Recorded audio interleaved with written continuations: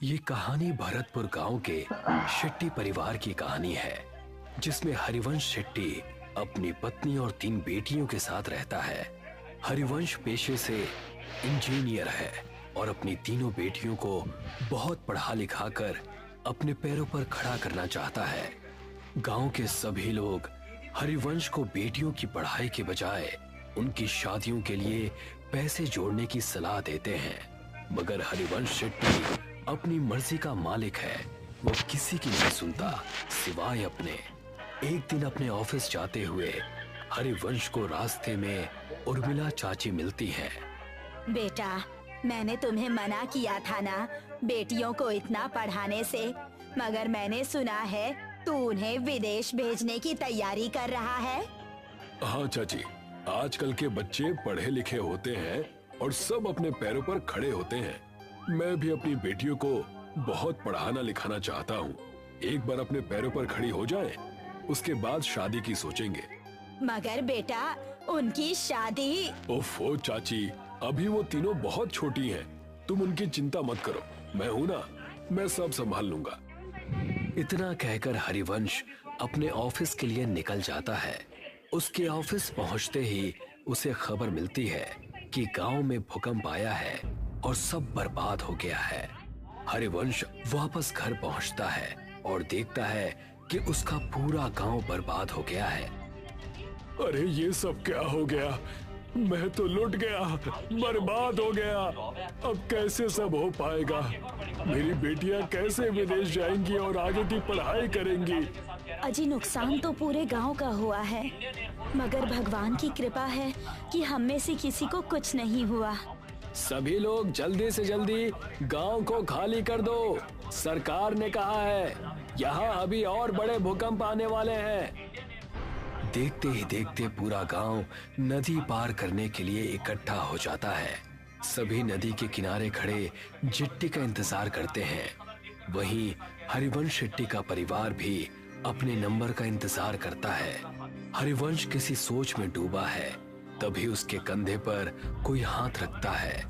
हरिवंश पलट कर देखता है तो वो डर जाता है। खून से लथपथ एक आदमी उससे कहता है, बहुत लंबा इंतजार करवाया है तूने, आखिरकार तू हमारी पकड़ में आ ही गया। हरिवंश उस आदमी को देखकर डर जाता है। वो आसपास देखता है, सभी लोग नॉर्मल हैं। ऐसा लगता है जैसे हरिवंश के अलावा किसी और को वो आदमी नजर ही नहीं आ रहा। कौन हो तुम और मेरा इंतजार क्यों कर रहे थे? आत्मा कुछ कहती कि तभी हरिवंश की सबसे छोटी बेटी उससे कहती है, पापा, हम कब से यहाँ इंतजार कर रहे हैं। सबका नंबर आ रहा है, मगर हमारा बोट में नंबर ही नहीं आ रहा। अब तो मुझे बहुत जोर से भूख भी लग रही है। क्या दिन देखने पड़ रहे हैं ना इंजीनियर। जब अपनों के साथ कुछ बुरा होता है ना, तो हमें कहीं चैन नहीं मिलता। सही कहा ना मैंने? मगर तुम हो कौन और मुझसे क्या चाहते हो? तभी हरिवंश की नजर नदी के बीचों बीच चल रही नाव पर पड़ती है, जहाँ से बहुत चीखों की आवाजें आ रही हैं। नाव नदी के बीच हिचकोले खाने लगती है। तभी हरिवंश की नजर नदी में कुछ आत्माओं पर पड़ती है, जो जेट्टी से कुछ लोगों को पानी में गिराने की कोशिश कर रहे हैं। जो आदमी नदी में गिरता जाता है, वो आत्माएं एक एक करके उनका गला मरोड़ती, तो कोई आत्मा किसी का खून पीती है। इतना भयानक मंजर देखकर हरिवंश मन में सोचता है, शायद इन आत्माओं को आदमियों से प्रॉब्लम है, इसीलिए ये सिर्फ आदमियों को मार रही हैं। अगर मैं मेरे परिवार के साथ गया तो ये मेरे साथ साथ उन्हें भी नुकसान पहुंचा सकती हैं, जो मैं बर्दाश्त नहीं कर सकता। इतना सोचते हुए हरिवंश वहां से उल्टा गांव की तरफ भागना शुरू करता है और उसके परिवार वाले उसे वापस आने को कहते हैं। अरे, वहाँ कहाँ जा रहे हैं आप? गांव में खतरा है, लौट आइए। हाँ पापा, वापस आ जाइए ना प्लीज। वहाँ मत जाइए ना पापा, वापस आ जाइए ना। मगर हरिवंश किसी की नहीं सुनता और गांव के अंदर भाग जाता है। वो जैसे ही गांव में जाता है वो देखता है वहां कोई नहीं है। एकदम सन्नाटा छाया हुआ है। हरिवंश अपने उजड़े हुए गांव को चारों तरफ से देखता है। तभी उसे एक आत्मा उसकी ओर दौड़ती हुई नजर आती है। हरिवंश अपनी जान बचाकर वहां से भागता है। भागते भागते थक जाने के बाद हरिवंश एक सरकारी स्कूल की बिल्डिंग के बाहर बैठ जाता है।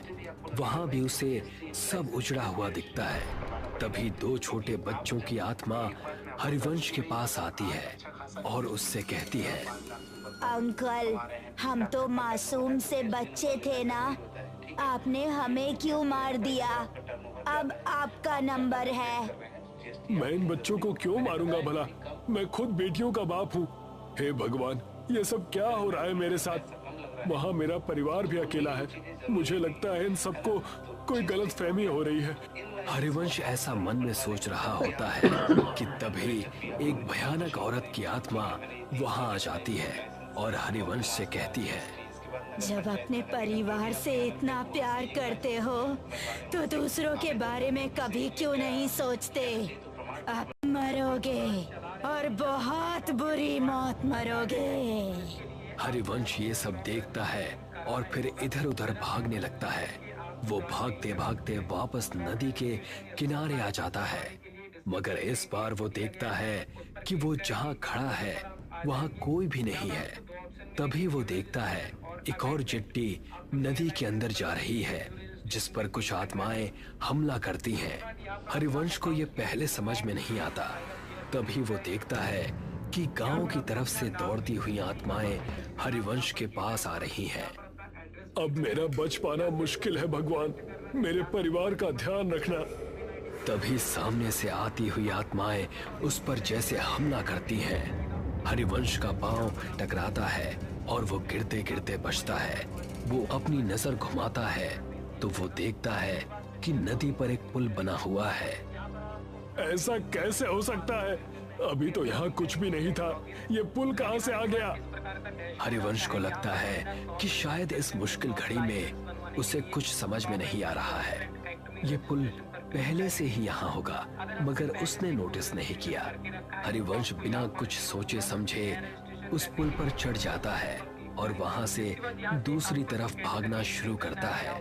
भागते भागते वो ब्रिज के सेंटर में आ जाता है और यहाँ पहुँचते ही उसकी नजर नदी की दूसरी तरफ पड़ती है जहाँ उसका परिवार उसे बुला रहा है।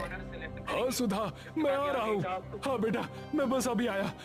हरिवंश जैसे ही कुछ कदम पुल की दूसरी तरफ दौड़ता है, उन दो बच्चों की आत्माएं उसके सामने आकर खड़ी हो जाती हैं। वो उन्हें देखकर डर जाता है और पलट कर देखता है। वो देखता है बहुत सारी डरावनी आत्माएं उसे घूर रही हैं। नहीं, अब मेरा बच पाना मुश्किल है। मुझे तो मेरा कसूर भी नहीं पता है। पता नहीं ये सब मेरे पीछे क्यों पड़ गए हैं। तभी उनमें से एक आदमी की आत्मा हरिवंश को कहती है, मैं इसे छोड़ूंगा नहीं। इसकी वजह से मुझसे मेरा परिवार छिन गया। इस आदमी का जिंदा रहना बहुत खतरनाक है। अगर आज हमने इसे छोड़ दिया तो ना जाने ये कितने और लोगों को मौत के घाट उतार देगा। मुझे छोड़ दो। आप सबको कोई गलत फहमी हुई है। मैंने किसी का कुछ नहीं बिगाड़ा। तभी एक दूसरी आत्मा हरिवंश के पास आती है और कहती है, हरिवंश, तुम्हें याद है जब सरकार की तरफ से तुम्हें सरकारी स्कूल बनाने का ठेका नहीं मिल रहा था तो तुमने पैसे देकर वो टेंडर अपने नाम पर ले लिया था। तुम वो 5 साल पुराने टेंडर की बात कर रहे हो? हाँ, क्योंकि मुझे वो प्रोजेक्ट किसी भी कीमत पर चाहिए था। मेरी बेटियां शहर में पढ़ने जाती हैं और वहाँ की फीस बहुत ज्यादा है। मैं गांव में रहने वाला इंजीनियर भला उनके सपनों को कैसे पूरा कर पाता? तो मैंने रिश्वत देकर वो टेंडर अपने नाम करवा लिया था। मगर किसी को इस बात से क्या प्रॉब्लम हो सकती है? हरिवंश के ऐसा कहते ही वो स्कूल के बच्चे उसके सामने आकर कहते हैं, अंकल, अगर आप वो टेंडर नहीं लेते तो आज हम जिंदा होते। इसका क्या मतलब है? इसका सिंपल सा मतलब है अंकल कि आपने बच्चों के भविष्य का ध्यान रखा। मगर गांव में रहने वाले गरीब परिवार के बच्चों का ध्यान नहीं रखा। तभी आपने टेंडर अपने नाम किया, मगर उसमें भी पैसा बचाने के चक्कर में आपने घटिया मटेरियल का यूज किया, जिसकी वजह से हमारा स्कूल बिना किसी वजह से ही टूट कर गिर गया और हम जैसे सैकड़ों बच्चों की जान चली गई। ये सुनकर हरिवंश का मुंह खुला का खुला रह जाता है। वो कुछ कहता कि तभी एक औरत हरिवंश के पास आती है और उससे कहती है, इंसान नहीं राक्षस है तू। मेरे बच्चों और मेरे पति को खा गया, अब तू मरेगा। तेरे घर वाले तेरे मरने का तमाशा देखेंगे। उन आत्माओं की भीड़ में से 2 आदमियों की आत्माएं निकलती हैं और हरिवंश को हवा में उल्टा लटका देती हैं। उल्टा लटका हरिवंश उनसे कहता है, मेरी गलती माफी लायक तो नहीं है, मगर फिर भी मैं आप सबसे हाथ जोड़कर माफी मांगता हूँ कि मेरी भूल को माफ कर दो। तभी आत्माओं की शक्ति से उल्टा लटका हरिवंश गोल गोल चक्री के जैसे घूमने लगता है। तूने कोई भूल नहीं की इंजीनियर, तूने तो सब सोच समझ कर किया है और जो तूने किया है ना, उसे पाप कहते हैं। पाप की माफी नहीं होती, उसकी सजा होती है जो अब तुझे हम देंगे। नहीं नहीं, मैंने कुछ भी जानबूझकर नहीं किया, प्लीज मुझे माफ कर दो, प्लीज जाने दो।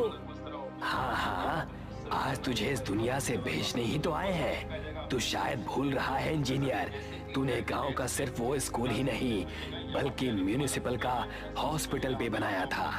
गांव में ऐसे कई छोटे बड़े प्रोजेक्ट हैं जो तूने पूरे किए थे। और हाँ, आज जो ये तू इस ब्रिज में झूल रहा है, ये भी तो तूने ही बनाया था। तुझे अंदाजा भी है कि तेरे बनाए गए सभी प्रोजेक्ट्स का एक जैसा ही हाल हुआ है, तो तू एक दो नहीं बल्कि हजारों मौतों का अकेला जिम्मेदार है। ये सब सुनकर हरिवंश को अपनी सारी काली करतूतें याद आ जाती हैं और वो उन सब से कहता है, हाँ, मैं सब कुछ स्वीकार करता हूँ, मैं सारी गलतियाँ मानता हूँ, मैं इन सब का दोषी हूँ। मगर हर माँ बाप अपने बच्चों की खुशी के लिए कुछ भी करता है, तो मैंने भी मेरे बच्चों के भविष्य के लिए ऐसा किया था। हालांकि मैं अब ये बात मानता हूँ कि मैंने जो भी किया वो सब गलत था। हरिवंश की माफी से किसी को कोई फर्क नहीं पड़ता और देखते ही देखते वो आत्माएं वहां से एक एक करके गायब होने लगती हैं। हरिवंश को समझ में नहीं आता कि ये सब क्या हुआ। वो हवा में उल्टा लटका हुआ है, उसे पुल पर कोई नहीं दिखता, सब गायब हो जाते हैं। वहां उसके परिवार को चिट्ठी मिल जाती है। वो दूर से ही अपने परिवार को नदी की दूसरी तरफ जाते हुए देखता है। जिस ब्रिज के ऊपर वो उल्टा लटका है, वो ब्रिज भी धीरे धीरे गायब हो रहा है। हरिवंश जैसे ही खुद को खुले आसमान के नीचे नदी के बीचों बीच उल्टा लटका हुआ देखता है, वो देखता है कि उसके आसपास उसी की तरफ बाकी की आत्माएं भी उल्टी लटकी हैं। वो उन्हें देखकर डर जाता है। तू और तेरा साथ देने वाले सभी लोग अब इस दुनिया में नहीं हैं और आगे भी जब जब तुझ जैसे लोग ऐसा काम करेंगे, हम उन्हें सजा देने आते रहेंगे। इतना कहकर वो सारी आत्माएं हरिवंश पर झपट्टा मारती हैं